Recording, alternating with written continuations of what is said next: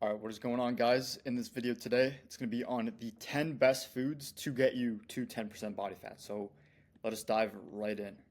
So, how and why to use these foods. So, very first thing before I start, there's a lot more great foods that I use. I just chose the best 10 foods. Like, obviously, there's not just 10 foods that I eat in my diet, there's a lot of great foods, but this is going to give you a really good idea of my specific diet for myself, what I use for my clients, how I make customized plans for you guys. And you can see like my thought process on everything that I do with diet and nutrition specifically. So why these foods? Because they follow the Randall cycle principles. Like we'll get into the specific macro breakdowns of everything and how to use them, like pretty much just portion to hit your specific calorie and macronutrient goals based on calories for you specifically, like finding out what that is for you, and then macronutrients just based on like what type of meal you're having throughout the day based on your training and workouts. And all these foods have really good micronutrients. That's what I really like to focus on. So as you can see this pyramid here, my food selection starts with number one, like they're all going to be micronutrient dense, following specific macro structures, like based on again what type of meal it is. If it's a pre-workout meal, post-workout meal, or outside of the training window meal, like I teach in my videos, you can have different macronutrient structures just based on what you're doing specifically with your gym. And then there's a lot that goes into like the specific numbers of macros and then what macros you want to have in that specific meal. And then these foods compared to any other foods, like low nutrient dense foods, you're going to have way higher energy, more muscle retention and growth in your deficit when you're cutting, better sleep, and just better quality of life and health. Like food is really going to be the foundation of feeling good in your life in general, like especially if you're trying to cut down to 10% or whatever your goal is. When you're in a deficit, you want to have the highest amount of energy coming in. That's going to be through the micronutrients and calories, and then using again the specific macronutrient structures to pretty much optimize, like nutrient partitioning, insulin sensitivity to get you the best results with your cutting in general. So let's dive into the specific foods. So number one, we have 96.4 ground beef. So I chose this one because it's going to be a very lean ground beef. Going to have a lot of micronutrients because red meat is going to be really, really good. Like it doesn't have to be beef specifically, but I like to do some sort of red meat. So if you can get really lean red meats, it's going to be good for, I like to do this in the post-workout meal specifically because of the high micros and the low fat content. So it's going to have good protein and minimal fats. So you can use these pretty much just not mixing the high fats with high carbs in that as well. So you can add fats or carbs just depending on what type of meal it is. So if it's either a pre-workout, post-workout, or outside meal, you can add different macronutrients to that just depending on what the goal is. And the calories and like the macronutrient breakdown for this. So I usually have like a pound a day. Like if I'm going to have ground beef in a day, I'll just do the whole pound. It's going to be 520 calories for 84 grams of protein, 0 carbs, and then 16 grams of fat. And a little trick that I do with ground beef specifically, like if I'm going to have it in that post-workout meal, is you can drain the fat and you're not throwing it away, but you're saving it for an outside meal because that's when you want to have the higher fats. So you cook the whole pound, then you can serve maybe 10 ounces of that in the post-workout meal, drain the fats out, and then save that for later or just have that in a different meal. So it's going to be even lower fat than this, still getting all the protein in there and just it's going to be a better nutrient partitioning for that specific meal specifically. So really good tip there. Next up is potatoes. So this is going to be the carbohydrate superfood. So it's going to be very packed in micronutrients. Like think of every micronutrient like you can think of is basically in potatoes. And think of this as rice on steroids. Like rice and potatoes are pretty much, they serve the same purpose in terms of a carbohydrate, of a fast digesting glucose source. And it's going to be really good for spiking insulin, which is what you want at specific times in the day. But then this is going to have way more micronutrients and way more satiating than rice specifically because the volume of potatoes that you can have per calorie and like just per food that you have is going to be way more filling than the same amount in rice. It's just a quick tip there for cutting as well. And again, it's going to provide you some rapid glucose. So it's a really good tool for the training window. So specifically in that post-workout and pre-workout meal, you could do this as well. Like sometimes I'll have potato pre-workout because of the blood glucose effects that you get. It's going to have a really quick spike on insulin. So like if you want to use that specifically in that post-workout meal too, then you're going to be really, really satiated from that, like it to be a good meal to have to stay full on your cuts, and then also providing all the macronutrients and the insulin spike that you need in that post-workout meal. Then quick tip for this, I like to do the potato medley. So as you can see here, there's a lot of different colors in these potatoes. You don't have to do this, but like I like to have a really good variety of this. Basically what the potato medley is, I mean, I just found this at the store and I thought it was a really good idea. So it's a lot of different like types of potatoes. They're still all serving the same purpose of rapid glucose, like a really high GI carb, but they have different, you could say like micronutrient properties, different nutrients inside of all of these. You have like these blue/purple potatoes, the white ones, and then the red ones as well, all pretty much bundled up in one. So you can get a really good variety there. So 100 grams baked, I usually just measure these baked. So I'll do these in the air fryer or the oven, and then I'll prep them for the week. And then I can really just easily serve them. And then as I weigh them, I know it's going to be what I need for specifically for me. So 100 grams baked of this can be only 93 calories. Majority of that from carbs, which is what we want here, and then zero fats as well. So never mixing these two really highly consistently over time. Next up is going to be the sweet potato. So very similar to the white potato. Really the only difference here is going to be the lower glycemic index response. So it's going to be a lower insulin release. So you can time this pretty much in those outside meals. This is what I like to do because like you don't have to completely neglect carbs in those outside meals, but you just want to keep insulin lower, and it's going to be a really good tool for that. So other things you can do is sometimes I'll do like some ACV, like apple cider vinegar in that as well, just to blunt the insulin response a little bit more. And then sweet potatoes really slow digesting, so it's going to be a really good tool for that. And they just taste really, really good. Like if I had to pick one of these only for flavor, it'd be definitely the sweet potato. Like even looking at this, like no, it's too good. Sometimes I'll do the potato wedges, do them in the air fryer, and then you could add a little bit of olive oil, like a few drops of that, mix it in a bowl. So it's gonna have the seasoning stick a lot better than if they were just dry. And you don't have to do this if you don't want to, but this is a quick trick I do. And then I add some salt, some garlic, some paprika, and then some basil. So like this is pretty much what I do here. This is, I mean, a picture online, but this looks really, really good, and you cannot go wrong with this at all. It's like such a good flavor for this. And then the macros and calories on this, pretty similar to the white potatoes, just a little bit leaner and then a little bit less carbs there, but pretty much the same thing.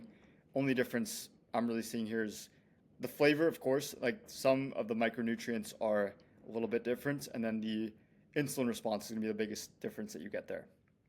Next up is going to be eggs and egg whites. So this is going to be another micronutrient king. Like some people say it's like the multivitamin of nature, which is pretty true. Like it's really, really micronutrient dense, specifically in the egg yolks. So what you're getting from the egg yolks, you're getting fats and the micronutrients from the egg yolks, and then the cholesterol as well. So like if you don't know, cholesterol, dietary cholesterol is really good for testosterone production. So I really try to get eggs really consistently in my diet. And then the egg whites is going to be very lean protein. You're not going to really get the micronutrients from this or the cholesterol. It's going to be really, really lean protein. And it's a good protein source, but you're just not getting the micronutrients from this. So I definitely get the egg yolks in, use those in the outside meals. This is what I like to do for myself. And then you can add egg whites for more volume, and you can add that to like other meals as well, just like depending on like what type of meal it is. But it's a good mix like to have in that as well. Like, I don't usually do like too much egg white because eggs already have the egg whites with the yolks in them, but it's just another variety option. Like it's a good source of protein too. So one whole egg, like a large egg, is going to have 78 calories, and then really good mix of the proteins and fats, and then low carbs as well. So like obviously really good for the outside meals. And the egg whites is going to be really, really lean protein. So 55 calories for 11 grams of protein there. It's going to be really good. Like you can just stack that up and get some good volume and then protein as well. Next up is non-fat Greek yogurt. So like this is one of my go-tos. I'm always stocking up on this. Very versatile, so you can mix a lot of ingredients in this. Like you can make a lot of different recipes, adding fruits. You can add protein powder, add honey, granola, whatever you want to do. You can make a lot of different things with this. Put it in your protein shake. Like very, very versatile to make. And then also really good for pre-workout. So this is like pretty much my go-to pre-workout meal. I'll do like a yogurt bowl with Greek yogurt. Next up, a little sneak peek, is the whey protein. So I'll do Greek yogurt, whey protein. I'll do some berries, and then sometimes some honey, and then sometimes some potatoes on the side, depending on what I'm doing in the gym. It all just depends on like what you actually do with your training, because that's why customized plans and like knowing what you're doing specifically is so important. Like a lot of people ask me for generic advice, but I really can't help you without knowing more about your situation. Just putting that out there. But again, really, really good for pre-workout. This is my go-to for pretty much almost every single day, unless I don't have Greek yogurt on me. And then really good calcium source. So this is a micronutrient, like this has other micronutrients, but really high in calcium. And calcium is really good for muscle contraction. So calcium, it's like you really need calcium to have good contractions like in the muscles. Like especially pre-workouts can be really good to supply that. And then it is good for gut health to an extent. Like it's not going to be like super probiotic rich, you could say, but it's going to have like some strains of probiotics, which never hurts. And then the calories and macros on this. So 170 grams, which is one serving of this. It's going to be 100 calories, 18 grams of protein, which is really good source there. 6 grams of carbs. So it does have a little bit of carbs, which obviously it's not a bad thing, but you just want to time that accordingly depending on what type of meal it is. And then really low fat, so only 1 gram of fats in this. So it's really good to get that in. You can mix other things with it as well. So next up, again, whey protein. This is extremely versatile. You can add this to, I mean, I guess not add it to like anything, but it's really easy to get in, really versatile to, it's very convenient, you could say that. I think that's the better word. And then it really tastes like dessert. Like I usually get the vanilla one. That's probably my favorite. Also the chocolate. There's so many different flavors depending on what type of brand you get, but you can make some really good tasting yogurt bowls with this specifically as well. And then really fast absorbing amino acids. So like different types of proteins absorb differently, and whey protein, it's like pretty much the concentrate or the isolate of, specific milk whey protein, and it's going to absorb really quickly. So like if you want to have that in that post-workout meal, it's going to be really good to time that there, because you're really at most, like you're the most insulin sensitive at that time. So you can really absorb the most amount of nutrients in the fastest way possible. That's why you want to keep the fats lower in that meal, because you want to have the fastest absorption. So fast absorbing amino acids is never going to hurt you there. And then extremely low calorie protein. So as you can see, only 120 calories per 24 grams of protein there per scoop. Just like on this specific brand, this is what I usually get. And then also to note, it's not a food replacement. So like it's really low in micronutrients, but it's going to be a really good protein source. Very convenient to get this. Like I'm not against whey protein at all. Like some of them do have like, you could say like not the best ingredients, like it's not natural, but it just depends on like how strict you are with that. Like me personally, like I've been that guy where I avoid like every single unprocessed or processed ingredient that you can have, but I found like the quality of life that I get from that, like just trying to avoid everything I can, it's not worth feeling like maybe 1% better. Like I'm not saying it's a bad thing to do. It just depends on your specific, how much you actually want to like limit yourself on that. Like I've done both sides, and for me now, like I include things in my diet that they're not like bad for me. Like whey protein is not gonna be bad because I can use it specifically for my goals, and it's gonna serve me the best, and it's a very convenient tool that I can use. So I'm very pro whey protein. Next up is bananas. So this is gonna be the king of fruits. It's gonna be, like I say, this is the king of fruits. Number one, like majority, because it has majority glucose fruit. So if you don't know, I've made other videos on this. Fruits have, glucose and fructose. And you want to have the majority of your carbs in a glucose source, because if you're getting too much fructose, it's only going to be processed by the liver. It has no effect on your muscle glycogen. It has no effect on muscle whatsoever. So if you're doing too much fructose, it actually goes to the liver glycogen, which actually fills up very quickly. It has a pretty small tank, you could say. And once that's filled up, all excess fructose is going to be converted into fat via de novo lipogenesis, which is like a biology term for the conversion of, I'm not sure exactly what it is, but conversion into fats. So don't eat too much fructose. Like you can have fruit sparingly, and bananas can be one of the best ones because it has the majority glucose. So it's going to be 60 to 65% glucose and 35 to 40% fructose. And this does change depending on the ripeness. So I'll just go for a riper banana. and then one banana, which is roughly 120 grams. Like obviously different banana sizes have different calories and macros, but yeah, so one banana is roughly 100 calories and then 25 grams of carbs, and then everything else is pretty low. So it's good, really good source of carbs. Like I'm definitely not against fruits whatsoever, but just be aware of that glucose versus fructose principle. Like do not have too much fructose. I just wouldn't do that. It's not going to be the best for your goal specifically. Like especially if you're cutting down, like you want to avoid as much fat storage as possible. Like obviously, like it's going to be the whole point of cutting. So next up is going to be salmon. So really good micronutrients, really good omega-3 fat source. So it's like the whole point I put this in here because you're getting those omega-3 fats. You can also add sardines in this. Like I didn't put sardines on here, but I do mix those in quite a lot too. And it's going to be good protein, and it can be very lean depending on how you get it. So I found that different salmon, like how you get the salmon is going to be really different macronutrients. So if you're just getting like a salmon fillet, like from the butcher or whatever you get that, it's gonna be a lot fattier than if you get it canned. Like I usually go for the canned salmon. Number one, it's really convenient to get. Like right now I'm in Chicago, I'm visiting a friend. I'm staying at his place, so I brought a ton of canned salmon. I'm buying that right now. That's pretty much like the play I use when I'm traveling, is because it's very convenient, really good source of protein, and then it's gonna be really lean. So you can see the difference here. Like this is the raw salmon for like the fillet, and this is gonna be the canned salmon. So protein is pretty much the same, but it's gonna be a lot leaner, a lot lower fat, and a lot lower calorie just because it's like it's served differently. I don't really know why it is that way, but that's just how the macros break down.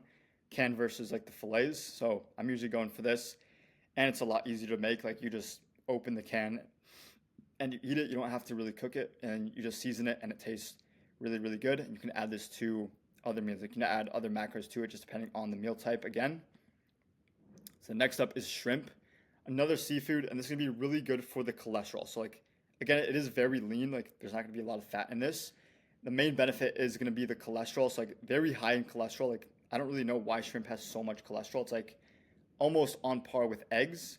So if you can get this, like you're gonna feel really good with the testosterone benefits. Like I've added this in recently, and I can only tell you how I feel with that boost there. But yeah, and it has good micronutrients as well. So 100 grams cooked is gonna be about 119 calories, 23 grams of protein, and then carbs and fats are pretty low, like pretty low, pretty lean source of protein. So always get that in there. Really good for cutting. And then we have avocado. So it's gonna be the best overall fat source. So if you're gonna go for a fat source specifically, like you can have, I really only use like 3 different fat sources.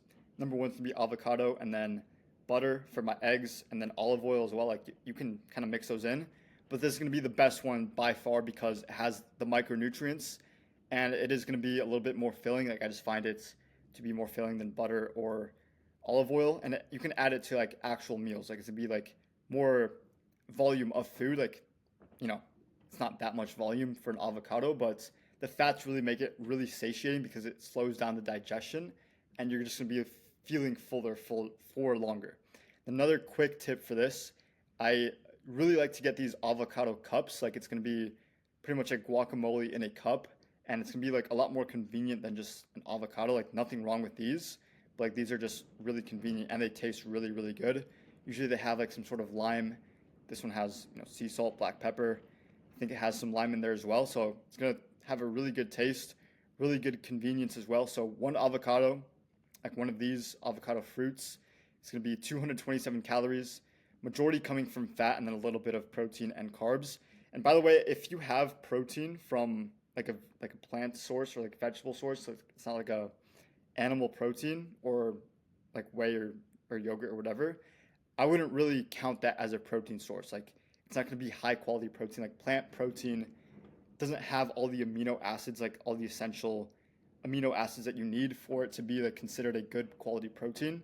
So if you're counting this towards your protein goal, like it's not going to be like the worst thing, but just know that it's not going to be like a complete protein source specifically for the leucine content. You really want to focus on those specifically. Just side note there, like really something you should take into consideration with your nutrition. And then 1 cup of these, like 1 serving of this, is going to be 90 calories. And then again, majority fat here. So like I pretty much like, I really only use these. Like I don't really honestly like buy avocados on their own. not saying they're bad, like I would, but like they're just these are like really, really good. If you can't get these, then yeah, I would just get these and they're gonna be pretty much the same thing. So that's that. So wrapping up here, nutrition is the foundation of progress. Like I like to think of foods kind of like tools that we can use to achieve our goals. Like if the nutrition is a really big aspect of fitness in general, like obviously like like fitness really comes down to nutrition. Like it's gonna be like I'd say the biggest lever that you can pull to get to your specific goals, and like the foods are like the foundation and the tools that we can use. Like each food has different characteristics, you could say.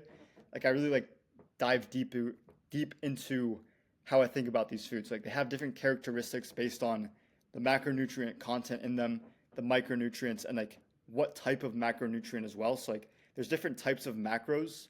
Like most people don't even think about this like this deeply, but you have the absorption rate of different carbs, different fat types, different types of carbs, like depending on the GI structure, like glycemic index. And there's so many different, I wouldn't know like to call them micronutrients, but like different like antioxidants, like polyphenols, all these different things. Like I don't know like how to like what's the specific word to structure those, but there's so many different characteristics that foods have that you must be aware of if you want to have the best results, like the best health, best longevity, best overall like energy, vitality, like everything that comes from food.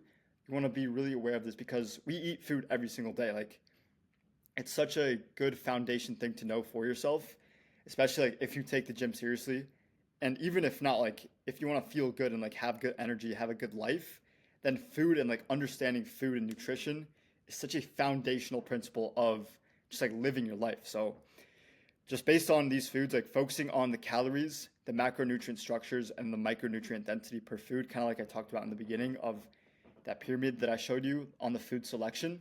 That's pretty much how I think about like structuring different nutrition programs, different diets for myself and for my clients specifically. Like that's how I kind of think about those. And then based on like the specific goal, using those and then like portioning those correctly, having them in different meals. There's like it's a lot more than meets the surface of the eye, but once you like really learn these things, then you just have the best result and you just like feel your best and like achieve the best result in your fitness. Like I think I look pretty good for myself, and it really like these results came in once I really started to understand nutrition, like all the different things that happen in the body with that. So that's really it for this, guys. If you want to work with me, you can schedule a call in the description. Like we can go over like your specific plan, like what you're doing with the gym, like kind of getting the whole context on what you do so I can have the best like information for you and to help you the best, just depending on what your goal is. So that is that, guys. Hope you guys enjoyed this. I'll see you guys in the next one.